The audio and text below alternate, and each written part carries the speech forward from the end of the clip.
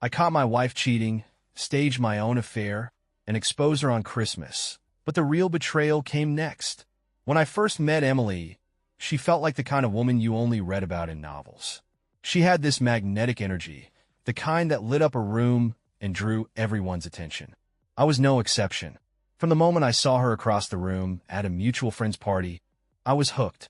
She had an easy laugh, a sharp wit, and a way of making you feel like the only person in the world when she talked to you. Within a year, we were inseparable. By year 2, we were married. The wedding was perfect, an intimate ceremony at her parents' sprawling lake house. I could still remember the way she smiled at me as we said our vows, her eyes brimming with what I thought was genuine love. Everyone told me how lucky I was to have found her, and I believed them. The first few years were everything I dreamed of. We supported each other through the grind of establishing our careers. I worked as an engineer, pulling long hours at a demanding firm, while Emily climbed the ladder in her fast-paced marketing job. We were a team, or so I thought. We saved for a house, planned for the future, and spent weekends dreaming about the family we'd eventually build. But as the years went on, the small, subtle changes started creeping in. At first, I chalked it up to the natural shifts that happen in any relationship. Emily started working later, her phone glued to her hand, even during dinner. She was always busy, whether it was with work events, gym sessions, or coffee meetups with coworkers. I shrugged it off. She was ambitious, and I respected that. Then, there were the unexplained absences. A canceled dinner date here, a weekend trip with friends there. She was quick with excuses, always framing it as something unavoidable, and I never pushed. I trusted her. It wasn't until October, an ordinary, rainy Tuesday evening, that my blind faith came crashing down. I had come home from work a little earlier than usual, my head still buzzing from a day full of deadlines and meetings. Emily wasn't home yet, which wasn't unusual. She often stayed late at the office, especially during her busy seasons. Her laptop was open on the dining table, its screen glowing faintly in the dim room. I wasn't the type to snoop, but as I walked past, a message popped up on the screen. The notification wasn't from anyone I recognized. It was from someone named Nathan. Curiosity flickered, followed immediately by guilt. I trusted Emily. I shouldn't invade her privacy. But something about the message gnawed at me. It wasn't the words themselves, just a simple "can't wait to see you this weekend," but the casual intimacy of it. Before I could stop myself, I clicked on the message thread. What I found made my stomach drop. The messages were explicit, full of inside jokes, pet names, and references to moments that clearly weren't innocent. They spoke of stolen nights, passionate weekends, and plans for a future that didn't include me. My hands trembled as I scrolled through months of conversations, each one a dagger to the chest. By the time I finished, I felt numb. Emily, the woman I had devoted my life to, was having an affair, not just a fling or a one-time mistake. This was a full-blown relationship built on deception and betrayal. The shock quickly gave way to rage. How long had she been lying to me? How many times had I stayed late at work to build the life we shared, only for her to spend that time with someone else? But as furious as I was, I didn't confront her right away. I knew Emily well enough to know that if I acted on impulse, she would manipulate the situation, twist it in her favor. Instead, I forced myself to think strategically. For the next few days, I played the role of the oblivious husband. I smiled, kissed her goodnight, and asked about her day. Meanwhile, I quietly collected evidence, screenshots of the messages, records of her calls, and even a tracker on her car to confirm her whereabouts. What I found only deepened my resolve. Emily wasn't just cheating, she was brazen about it. The late nights at the office were cover stories for hotel meetups. The work trips were romantic getaways with Nathan. Every detail I uncovered was another crack in the foundation of our marriage, one that couldn't be repaired. But confrontation wasn't enough for me. I wanted her to feel the same betrayal she had inflicted on me. That's when the idea came to me. I would make Emily believe I was cheating too. The plan took shape slowly, but each piece fit perfectly. I started staying out late, inventing fake work meetings and events. I dressed better, wore cologne I hadn't used in years, and made a point to keep my phone locked and just out of reach. I even staged fake text messages from a non-existent coworker, planning them where Emily could see them, but not too obviously. The change in her behavior was immediate. Emily, who had once been so cool and detached, became paranoid. She started asking pointed questions about where I had been and who I had been with. She checked my phone when she thought I wasn't looking and grew visibly agitated when I left the house without explanation. I could see the doubt growing in her eyes, and it gave me a grim sense of satisfaction. For the first time, Emily wasn't in control. As the weeks passed, I refined my plan.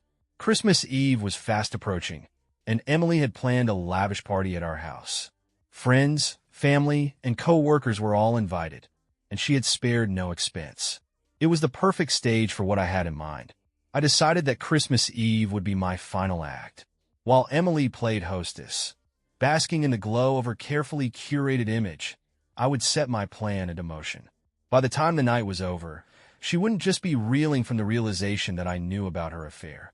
She'd be dealing with the legal and personal fallout of the bombshell I was about to drop. The key to the plan was precision. I didn't want this to be messy or emotional. I wanted it to be cold, calculated, and inescapable.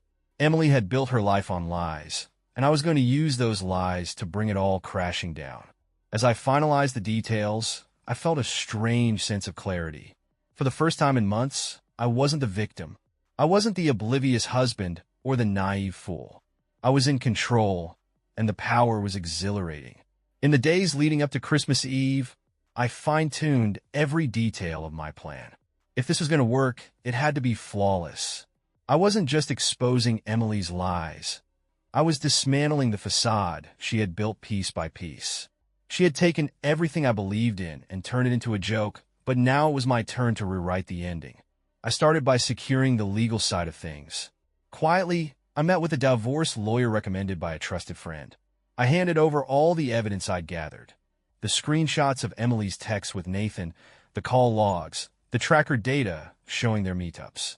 My lawyer's expression turned grim as he skimmed through the file. With this level of proof, he assured me the case would be airtight. Not only would I secure a clean break, but I'd also put myself in a favorable position when it came to dividing assets. The next step was preparing my exit. I didn't just want to serve Emily with divorce papers. I wanted to vanish from her life entirely, leaving nothing but the rubble of her deception behind. I rented a storage unit in a neighboring town and began moving my most important belongings there piece by piece. Personal documents, sentimental items, and anything of value that I didn't want to leave behind. It all went into the unit under a fake name. At home, I maintained the illusion of normalcy. Emily was preoccupied with planning the party, so she didn't notice the subtle changes. My drawers appeared full, my clothes hung neatly in the closet, and my daily routines remained unchanged. But in reality, I was systematically erasing myself from our shared life. The final piece of the puzzle was ensuring that Emily would be blindsided. On Christmas Eve morning, I scheduled a courier to deliver the divorce papers to her during the party. I also arranged for copies to be sent to her parents and a few close friends, people she couldn't ignore or manipulate into silence. The goal was maximum exposure. By the time the day arrived, the stage was set. That morning, Emily was in full hostess mode. She flitted around the house, directing the caterers, arranging decorations, and triple-checking the guest list. She had always loved throwing elaborate events, and tonight was no exception. Watching her bask in the glow of her own self-importance was almost amusing. She was so focused on impressing everyone that she didn't notice the quiet storm brewing just beneath the surface. As guests began to arrive that evening, I played my role to perfection. I greeted everyone with a warm smile, engaged in polite conversation, and even helped refill drinks.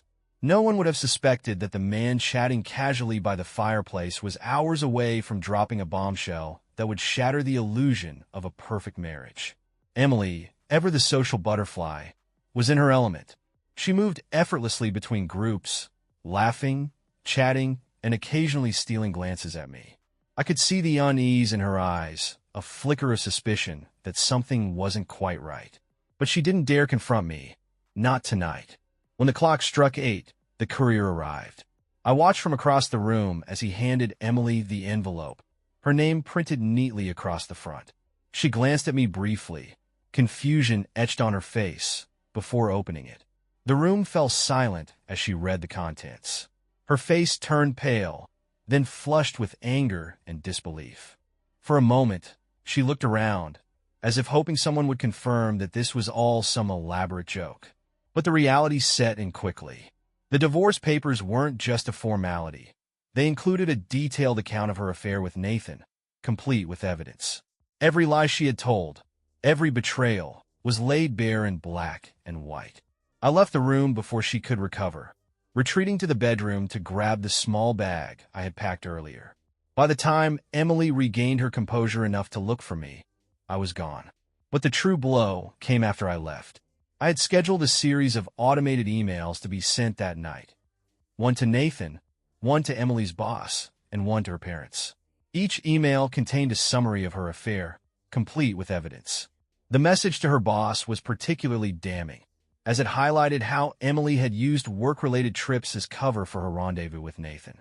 As I drove away from the house, I felt a strange sense of liberation. The life I had built with Emily was over, but so was the hold she had over me. For the first time in years, I felt free. But as I checked into the small motel where I planned to stay for a few days, I received a text that stopped me cold. It wasn't from Emily or Nathan. It was from an unknown number. The message read, "I know what you've done. You're not the only one with secrets." My heart pounded as I stared at the screen, my mind racing with possibilities. Who had sent the message? And what could they possibly mean? The text haunted me all night. As I sat in the dimly lit motel room, staring at the message, I couldn't shake the feeling that someone had been watching me all along. The timing was too perfect. I had just executed the most carefully planned exit of my life. And now, out of nowhere, came this cryptic warning.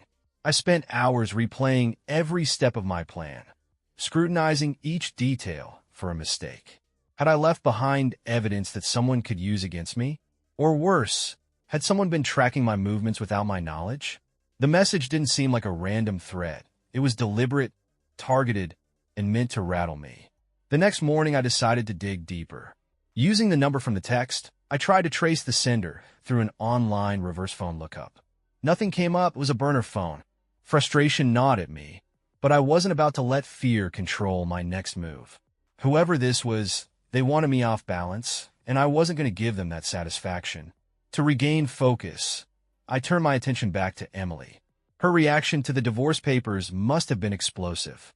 I imagined her scrambling to do damage control, calling Nathan, her parents, and anyone else who might lend her an ear. But thanks to the automated emails I'd sent out, the truth was already spreading far beyond her reach. By mid-morning, confirmation of the chaos came in the form of an email from my lawyer. He informed me that Emily had attempted to contact his office, hysterical and demanding that the papers be withdrawn. When he refused, she reportedly accused him, and me, of orchestrating a malicious plot to humiliate her. That was putting it lightly.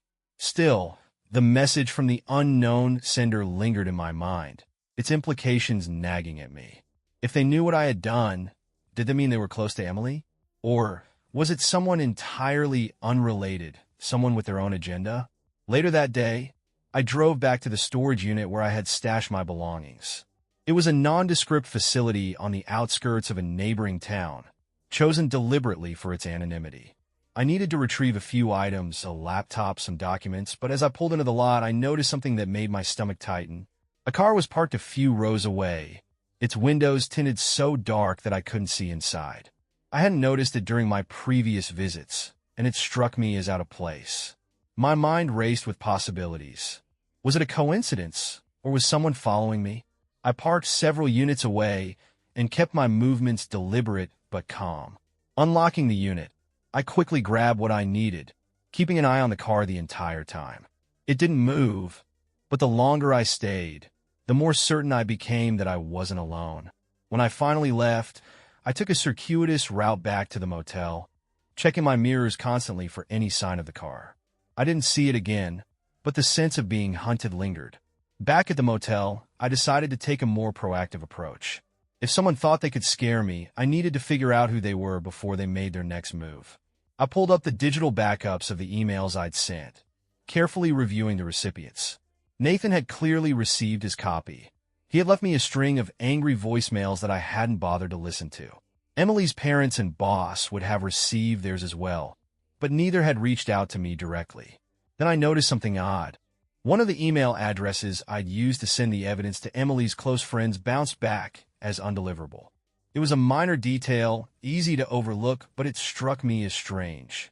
The address belonged to a mutual friend from years ago, a woman named Rachel, who had been part of our social circle when Emily and I first got married. Rachel and Emily had been close back then, but their friendship had cooled over time.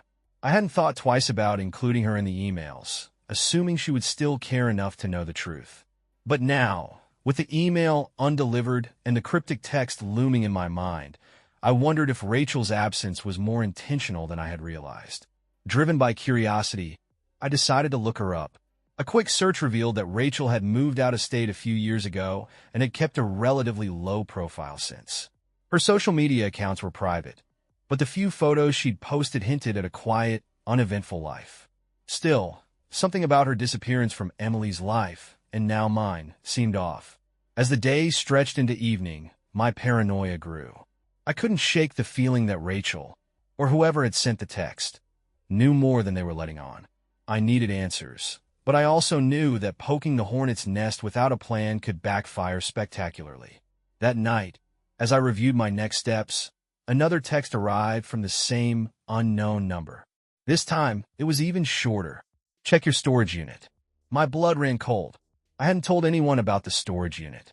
No one knew where I had moved my belongings. Not my lawyer, not my friends, not even my family. The only way someone could have known was if they had been following me. I spent the next hour debating whether to go back. The thought of walking into a trap kept me glued to the motel bed, but curiosity eventually won out. Armed with a flashlight and a growing sense of dread, I drove to the unit, parking a good distance away and approaching on foot. The lot was eerily quiet, the faint hum of a nearby highway the only sound. My unit appeared untouched, the padlock still secure. But as I stepped closer, I noticed something chilling. A folded piece of paper was wedged between the door and the frame, its edges fluttering faintly in the breeze. I grabbed it cautiously, unfolding it under the harsh beam of my flashlight. The message was scrawled and hurried, almost frantic handwriting. You're not the only one with evidence. Watch your back. The note in the storage unit confirmed what I had suspected. I was being watched. Whoever this person was, they weren't just playing games. They wanted me to know they were in control, that every move I made was under their scrutiny. My pulse raced as I read the hurried scrawl over and over. What evidence were they talking about? Was it something I had overlooked, or had my orchestrated revenge triggered a response I couldn't foresee? I left the unit quickly, scanning the lot for any signs of movement. The eerie silence made my skin crawl, as though the very air had conspired to keep me on edge. There was no one in sight, but the message was clear. I wasn't alone. Back at the motel, I locked the door and sat down with everything I knew. I spread the notes, texts, and emails across the bed like pieces of a puzzle. The problem was none of the pieces seemed to fit. The text messages implied intimate knowledge of my actions, but the mention of evidence pointed to something larger. My thoughts kept circling back to Rachel, her bounced email, her sudden disappearance from Emily's life, and her name coming up just as this mystery unfolded. It couldn't be a coincidence. But Rachel had never seemed like the type to get involved in something this elaborate. Then again, neither had Emily, and yet here we were. Deciding I needed more information, I dove deeper into Rachel's background. Using every tool at my disposal, public records, old contacts, even some less-than-legal methods, I uncovered fragments of her life since she moved away. She had started a small consulting business, stayed active in her local community, and largely kept out of trouble. But something odd caught my attention. 2 years ago, Rachel had been sued by a former business partner for breach of contract. The lawsuit itself wasn't remarkable, but the timing was. Around the same time, Emily and I had attended a housewarming party Rachel had thrown, the last time I'd seen her in person. I couldn't help but wonder if whatever had ended Rachel's business relationship had also severed her friendship with Emily. As I combed through more records, the answer began to take shape. Financial filings showed that Rachel's former business partner was none other than Nathan. The realization hit me like a slap. Nathan wasn't just Emily's secret lover. He was connected to Rachel as well. I felt the pieces clicking into place, though the picture they formed was still incomplete. Had Rachel and Nathan's fallout somehow led to his involvement with Emily? Was Rachel the one sending me these warnings, using this tangled web to settle an old score? The more I thought about it, the more plausible it seemed. Rachel had a motive, revenge on both Nathan and Emily for betraying her. And she had the means, knowledge of Nathan's past, and the ability to trace my actions through mutual connections. But what unsettled me most was the possibility that Rachel might have her own stash of evidence that could unravel everything I had worked so carefully to build. By the next morning, I knew I couldn't sit back any longer. If Rachel, or whoever was behind this, wanted to play games, I had to be one step ahead. I returned to the storage unit, this time prepared to dig deeper into anything I might have overlooked. When I arrived, the unit appeared untouched, just as it had the night before.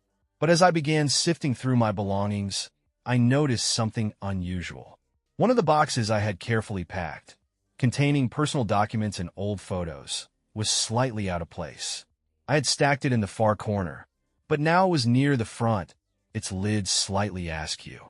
Inside, everything seemed normal at first glance. Birth certificates, old tax returns, and property records were all where I'd left them. But tucked beneath a stack of photo albums was something I didn't recognize, a plain, unmarked envelope. I opened it cautiously, my stomach twisting with anticipation. Inside was a single sheet of paper, folded neatly. The message was simple but devastating. Your wife isn't the only one with secrets. Think about where you were last year in April. My breath caught as I read the words. April of last year. The month I had been on a work trip, spending 3 weeks in a different city for a major project. Emily had been supportive at the time, encouraging me to focus on my career while she held down the fort at home. But now, with this note in hand, I wondered if that trip had been a turning point for her. Was that when her affair had started? Or was there something else, something about my own actions during that trip that this person wanted me to remember? As I racked my brain for answers, a memory surfaced, one I hadn't thought about in months. On the last night of the trip, a group of us from the project team had gone out for drinks. It had been a casual evening, but I recalled one of my colleagues, Megan, pulling me aside toward the end of the night. She had confessed that she was going through a messy divorce and needed someone to talk to. I had walked her back to her hotel room that night, offering a listening ear and nothing more.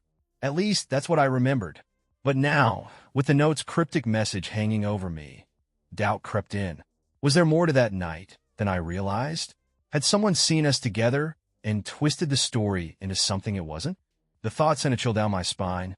If this person had evidence linking me to Megan, even if it was fabricated, it could destroy my credibility. I had been so focused on exposing Emily's lies that I hadn't stopped to consider how vulnerable I might be to the same tactics. As I left the storage unit, I felt the noose tightening around me. This wasn't just about revenge anymore. It was about survival. Whoever was pulling the strings knew exactly where to hit, and they weren't done yet. That evening, as I sat in the motel room trying to piece together my next move, another text arrived. You're not as clean as you think.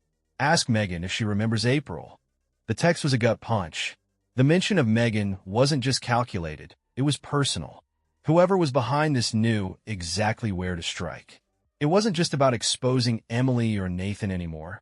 It was about dismantling me piece by piece. I spent hours replaying the events of that April night. I had walked Megan to her room after the bar, offering her nothing more than support during a difficult time. Or at least, that's how I remembered it. But doubt crept in like a shadow, twisting the memory into something I could no longer fully trust. Had I done something to give the wrong impression? Or worse, had Megan said something in passing that someone had taken and weaponized against me? The text demanded action, but I hesitated to contact Megan. Doing so could backfire spectacularly, especially if whoever was orchestrating this was waiting for me to reach out. Still, I needed answers. The truth was the only thing that could clear the fog enveloping my mind. The next morning, I crafted a carefully worded email to Megan. I framed it as a simple check-in, asking if she remembered anything unusual from that trip. It wasn't long before I received a reply. Her response was brief, but chilling. "I've been waiting for you to reach out. We need to talk." My heart sank. The implications were clear. Megan knew something, and it wasn't going to be good. We arranged to meet later that evening via video call. When her face appeared on the screen, she looked uneasy, her eyes darting as though she expected someone to interrupt. She wasted no time getting to the point. Megan admitted that she had been approached a few months after our trip by a private investigator. He had asked her pointed questions about our time together, specifically the night I walked her to her room. Megan swore she hadn't said anything to incriminate me, but she confessed that she had mentioned how much she appreciated my kindness during such a tough time. The investigator, it seemed, had twisted her words into something else entirely. Megan apologized profusely, insisting she hadn't meant to cause trouble, but the damage was already done. Whoever was behind this had used her comments to fabricate a narrative that cast doubt on my character.